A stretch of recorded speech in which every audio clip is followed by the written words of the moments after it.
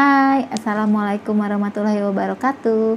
Kembali lagi, kenalin aku Sylvia, Moms di rumah yang sedang hamil. Aku kali ini akan membahas tentang tanda bahaya pada kehamilan. Mungkin ibu-ibu yang baru pertama kali hamil, nah itu kan bingung ya. Makanya kali ini nih semoga bermanfaat videonya. Tonton terus sampai habis. Jangan lupa komen, subscribe, dan bunyikan loncengnya.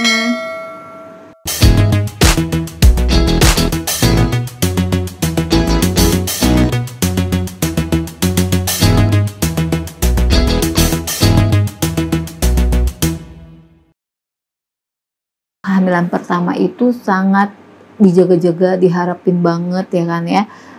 Untuk beberapa ibu itu jadi kayak bingung apa aja tanda bahaya pada kehamilan. Nah, aku sekarang mau bahas. Sebenarnya ibu-ibu jangan bingung. Jadi kalau saat tahu pertama kali hamil, ibu-ibu tuh wajib periksa langsung ke petugas kesehatan, jangan lupa. Apalagi USG, jangan lupa USG juga untuk tahu pastinya berapa umur kehamilannya. Dan saat periksa itu biasanya dapat namanya buku periksa hamil. Kalau misalnya di bidan praktek atau klinik atau di puskesmas itu biasanya suka dapat buku ini. Karena ini buku aku waktu aku hamil anak pertama ya. Jadi ini aku dapat ini waktu aku periksa di RS, kebetulan tempat aku bekerja gitu. Jadi dapat ini. Terus di sini ini fungsinya tuh banyak banget Bu. Jadi jangan malas membaca atau membuka-buka isi bukunya. Jadi buku ini wajib dibaca sebenarnya karena ini kan sudah dari Kementerian Kesehatan Indonesia gitu. Di sini ada di halaman 8. Apalagi ibu yang sedang hamil itu wajib banget bacanya. Dari urutan pokoknya dari halaman pertama sampai halaman ke mana nih? Sampai dengan halaman ke-9. Itu ada tanda-tanda, pokoknya dibahas tentang kehamilannya tuh. Apa aja gizinya, gitu-gitu tuh dibahas. Nah, kali ini aku kan mau bahas tentang tanda bahaya kehamilan. Jadi di sini dijelasin yang pertama, muntah terus dan tak mau makan. Apalagi ibu-ibu yang saat trimester 1 ya. Aku sendiri mengalami namanya mual muntah. Jadi aku mual, sering banget mual. Jadi kalau mual tapi tidak disertai muntah kayak kalau aku kan mual doang tapi nggak muntah. Jadi muntahnya tuh kalau kadang-kadang aja, jadi nggak terus-terusan. Nah, tanda bahaya itu kalau misalnya muntah yang terus-menerus. Jadi muntah terus, nggak mau makan, sekali makan muntah, terus nafsu makannya memang bener-bener nggak mau makan sama sekali.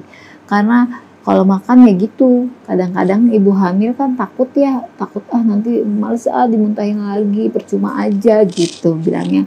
Padahal itu sebenarnya salah, harusnya makan sedikit tapi sering gitu. Tapi ada juga beberapa ibu yang misalnya walaupun makan sedikit tapi sering tetap aja mual, muntah terus. Nah, hati-hati kalau muntah terus dan nggak mau makan.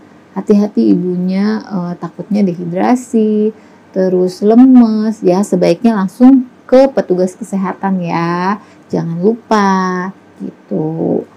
Terus bapak-bapak juga nih kalau nemuin istrinya tuh makannya tuh nggak mau terus tapi muntah terus, ya gimana, apa yang dimasukin tuh, maksudnya gizinya apa tuh yang didapat buat si bakal bayinya. Jadi hati-hati, bapak-bapak juga wajib diperiksa tuh ibunya kalau misalnya muntah terus menerus ya. Oke, yang kedua, demam tinggi. Di sini dijelasin, di sini nggak ada penjelasan, cuman tanda bahayanya apa aja dan kapan harus datang. Nah, di sini demam tinggi. Kenapa sih demam tinggi merupakan tanda bahaya? Karena kalau demam tinggi kemungkinan kan tanda-tanda infeksi, takutnya ada infeksi. Dan infeksi saat ibu hamil itu sangat berpengaruh sama bayinya. Jadi ditakutkan berefek jelek buat perkembangan bayinya. Jadi baiknya kalau misalnya ada demam, langsung ke dokter, langsung ke bidan atau ke petugas kesehatan. Jangan ragu untuk bertanya gitu ya. Oke.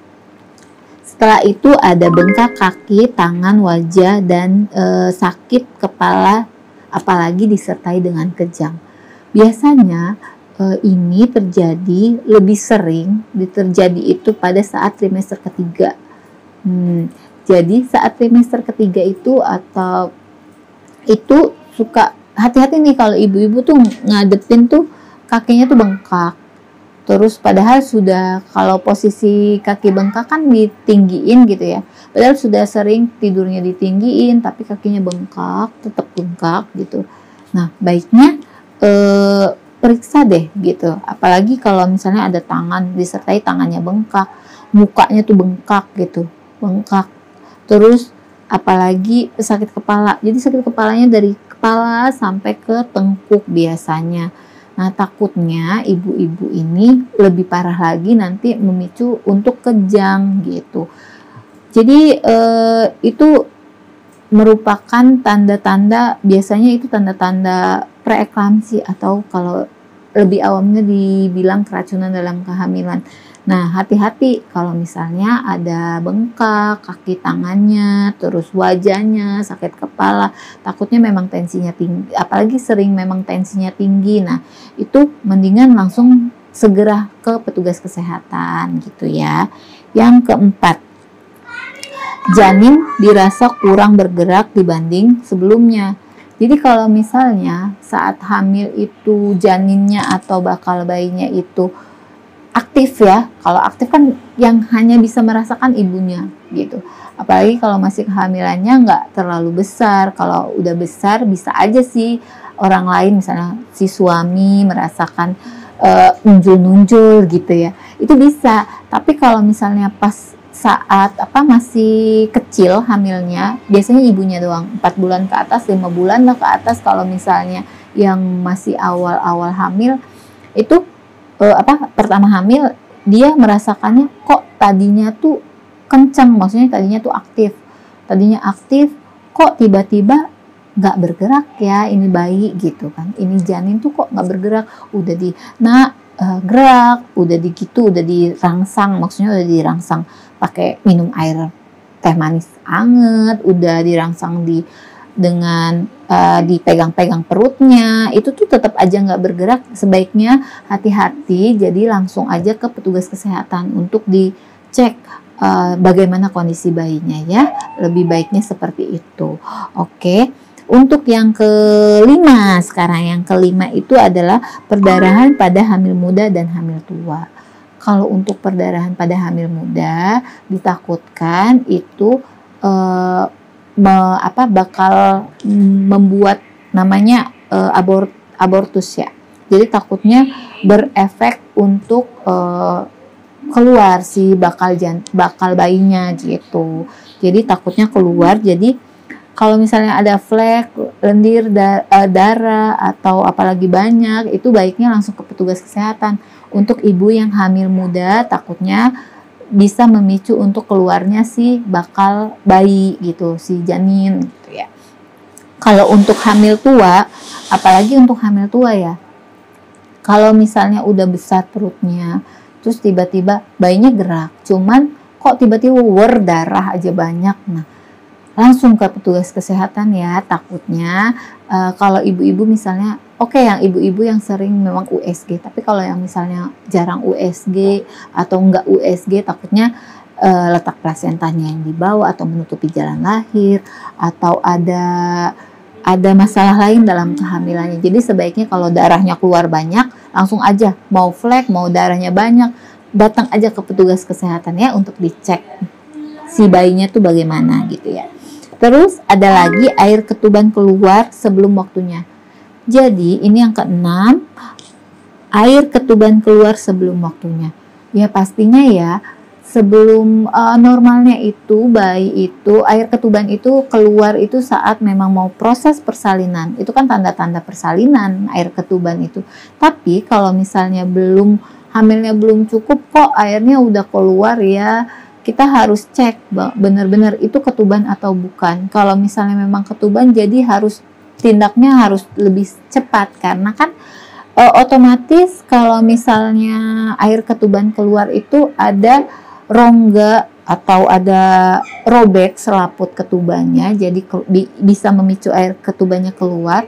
Nah, itu bisa memicu untuk kuman masuk ke dalam air ketubannya. Jadi baiknya kalau misalnya kerasa kok basah, sering basah, padahal nggak pipis, kok tiba-tiba basah celana dalamnya atau semuanya pokoknya tiba-tiba basah, ya baiknya langsung ke petugas kesehatan untuk cek itu air ketuban atau bukan, gitu ya. Oke, tadi aku bahas ada 6 tanda bahaya pada kehamilan dari buku ini. Nah, sebaiknya segera, kalau ibu-ibu atau ibu hamil atau saudaranya, tetangganya, atau bapak-bapak yang istrinya sedang hamil punya mengalami atau sedang mengalami kejadian 6 ini, sebaiknya langsung bawa cepet-cepet dah istrinya ke petugas kesehatan. Jangan lupa bawa buku periksa hamilnya untuk biar ke petugas kesehatannya tahu itu kondisi riwayat kesehatan saat hamilnya ya. Oke, terima kasih. Semoga ibu-ibu hamil yang menonton video ini tidak mengalami tanda bahaya ini. Semoga sehat terus janin dan ibunya. Semoga sampai dengan melahirkan secara sehat, ibunya sehat, bayinya sehat, dan sempurna. Ibunya jangan lupa tetap happy, dukungan suami sangat penting. Oke, sekian dulu video aku. Jangan lupa komen, like, dan subscribe, bunyikan loncengnya, dan jangan lupa tetap di era pandemik tetap terapkan 5M. Oke, assalamualaikum warahmatullahi wabarakatuh.